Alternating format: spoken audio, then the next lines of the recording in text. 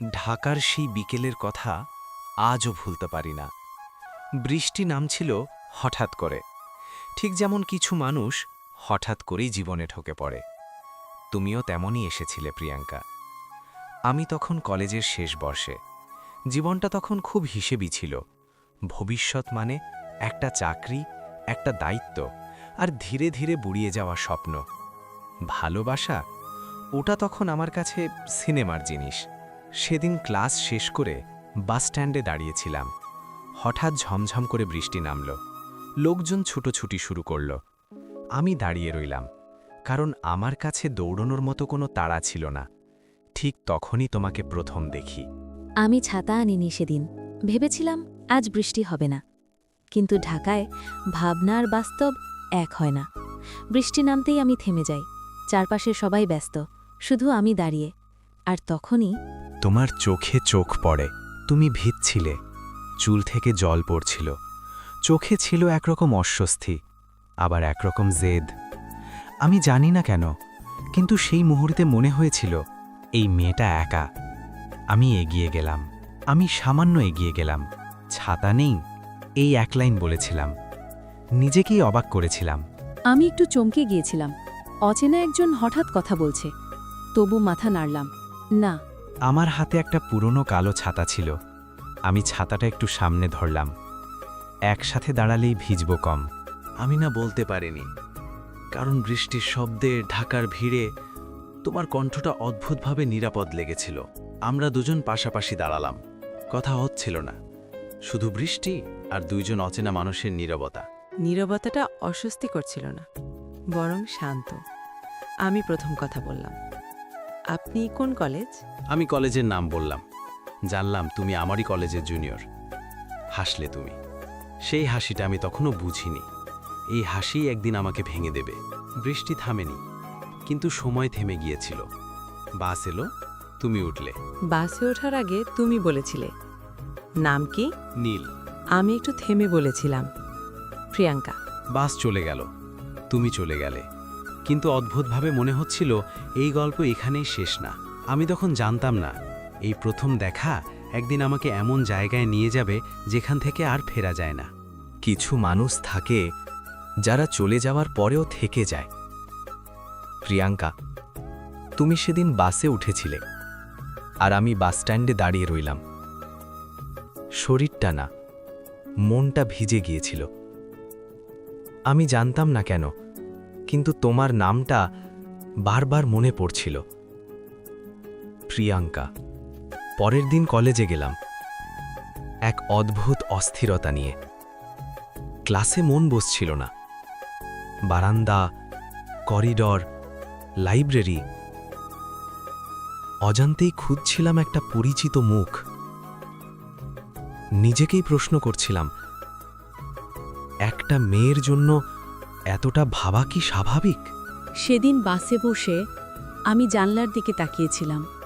বৃষ্টির ফোঁটা গড়িয়ে পড়ছিল ঠিক আমার মনের মতো।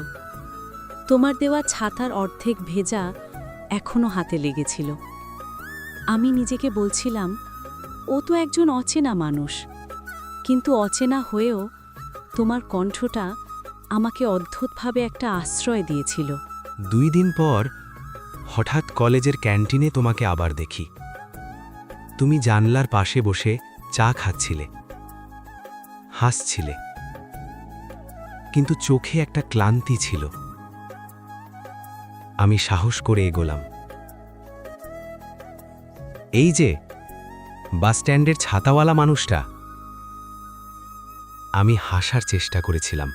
আমি তাকিয়ে অবাক হয়েছিলাম। আপনি? এক মুহূর্তের জন্যে সব শব্দ থেমে গিয়েছিল। তারপর বললাম, বসবেন? আমি বসলাম। চায়ের কাপের ধোঁয়া উঠছিল, আর আমাদের কথাগুলো আস্তে আস্তে খুলে যাচ্ছিল। জানলাম তুমি প্রথম বর্ষে হোস্টেলে থাকো, একাই সব সামলাও। তুমি খুব কম কথা বলো, কিন্তু শুনতে ভালোবাসো, ঠিক আমার মতো। তুমি কথা বলছিলে কম, কিন্তু যখন বলছিলে তোমার চোখে একটা স্থিরতা ছিল। আমি জিজ্ঞেস করেছিলাম, আপনি এত চুপ থাকেন কেন? আমি বলেছিলাম, সব কথা বললে মানুষের আসল চেহারা খুব তাড়াতাড়ি বের হয়ে যায়। তুমি চুপ করে গিয়েছিলে। আমি তখন বুঝিনি কেন তোমার কথাটা আমাকে এতটা নাড়া দিয়েছিল। হয়তো কারণ আমি নিজেও অনেক কথা চেপে রাখতাম। আমরা দুজনেই ভেতরে ভেতরে খুব একা ছিলাম। সেদিন থেকে আমাদের দেখা হওয়া শুরু হলো, কখনো লাইব্রেরিতে, কখনো ছাদে, কখনো বৃষ্টির দিনে একই ছাতার নিচে। কথা হতো ছোট ছোট, কিন্তু নীরবতার ভেতরে অনেক কিছু জমে যাচ্ছিল। তুমি কখনো জোর করনি, কখনো জানতে চাওনি আমার অতীত, কিন্তু তোমার পাশে থাকলে আমি নিজের অজান্তেই সব ভুলে যেতাম। একদিন হঠাৎ আমি বলেই ফেলেছিলাম, আপনি জানেন, আমি কাউকে সহজে বিশ্বাস করি না। আমি সেদিন খুব ধীরে বলেছিলাম, আমি বিশ্বাস চাই না প্রিয়াঙ্কা, আমি শুধু পাশে থাকতে চাই। এই কথাটার পর আমি অনেকক্ষণ চুপ ছিলাম, কারণ কেউ কোনোদিন আমাকে এভাবে বলেনি। পাশে থাকার কথা এতটা নিশ্চিন্তভাবে। সেদিন রাতে তুমি প্রথম মেসেজ করেছিলে, আজকের জন্য ধন্যবাদ। এই একটা লাইন, কিন্তু আমার মনে হয়েছিল এই লাইনটার ভেতরে অনেক না বলা অনুভূতি আছে। আমি মেসেজ পাঠিয়ে অনেকক্ষণ ফোনের দিকে তাকিয়েছিলাম। তুমি রিপ্লাই করেছিলে, আমি তো কিছুই করিনি। আমি চোখ বন্ধ করে ভাবছিলাম, না, তুমি অনেক কিছু করেছো না জেনে। এভাবেই আমরা ধীরে ধীরে একটা অভ্যাস হয়ে উঠলাম একে অপরের জীবনে।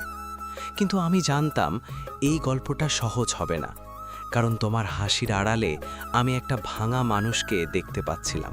আমি তখনও জানতাম না এই কাছাকাছি আসা একদিন আমাকে সবচেয়ে কঠিন প্রশ্নটার সামনে দাঁড় করাবে, ভালোবাসা কি সবসময় পাওয়া যায়?